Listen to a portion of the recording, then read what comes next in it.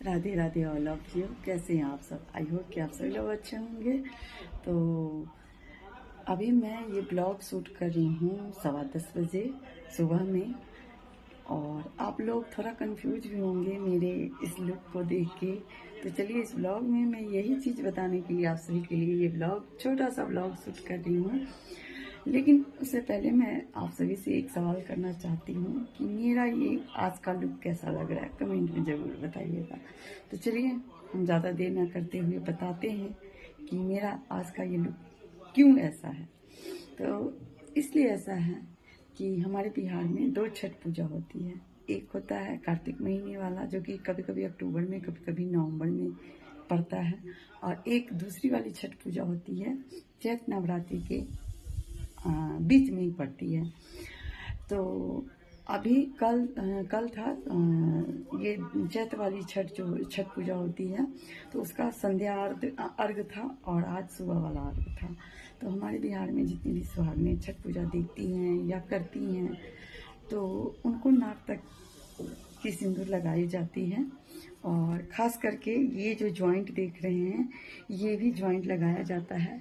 कहते हैं कि इस जॉइंट के बिना ये नाक तक की सिंदूर जो लगती है ना, अधूरी होती है। इसलिए नाक तक की जब भी सिंदूर सुहागनें लगाती हैं, किसी को भी या खुद से भी लगाती हैं, तो ये जॉइंट जरूर लगाती है। इससे कहते हैं स्नेह बढ़ता है, पति पत्नी में प्यार बढ़ता है ना। तो इसलिए लगता है। तो आज था मॉर्निंग वाला छठ, और ये छठ पूजा बहुत कम माता बहनें करती हैं। तो ये छठ पूजा मैं नहीं करती हूँ। मैं तो वो कार्तिक वाला भी नहीं करती हूँ, लेकिन मेरे यहाँ प्रसाद वगैरह जो भी होता है, मैं खरीद के किसी और आदमी को दे देती हूँ, जो भी अगल अड़ोस पड़ोस में करती हैं उनको। तो मेरे यहाँ ये छठ पूजा जो चैत वाला है, उसमें भी कुछ प्रसाद चढ़ता है। और ये चैत वाला जो छठ पूजा में प्रसाद मैं खुशी से भी चढ़ाती हूँ, और मन्नत भी है। तो मन्नत किसके लिए है, ये भी मैं आप सभी को फटाफट बता ही देती हूँ।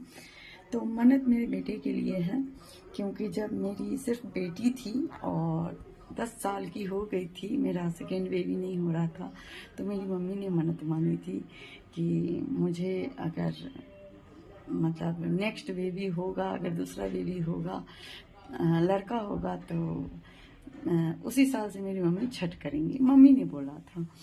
तो फाइनली छठी मैया ने सुन ली, और मेरा बेटा जो है मेरी बेटी से 10.5 साल का छोटा है, तो हुआ। और उसी साल से मेरी मम्मी छठ पूजा करना शुरू कर दी, चैत वाला।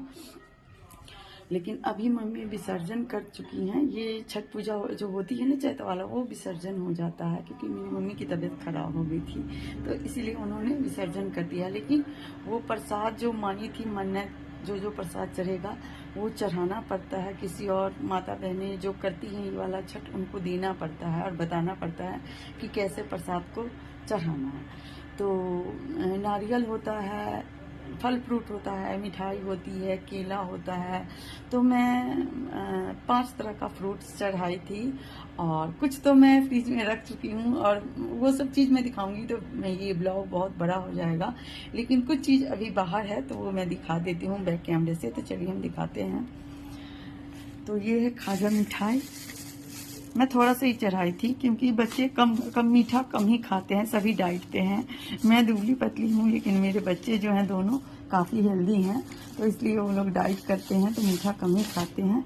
और ये है नारियल का लड्डू, और इधर केला है, 6 केले में चढ़ाई थी।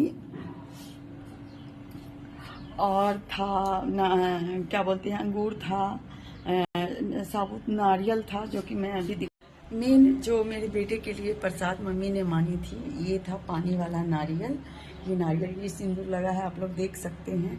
तो मेरे बेटे के लिए जो मन्नत थी, खास करके ये नारियल थी, तो ये पानी वाला नारियल।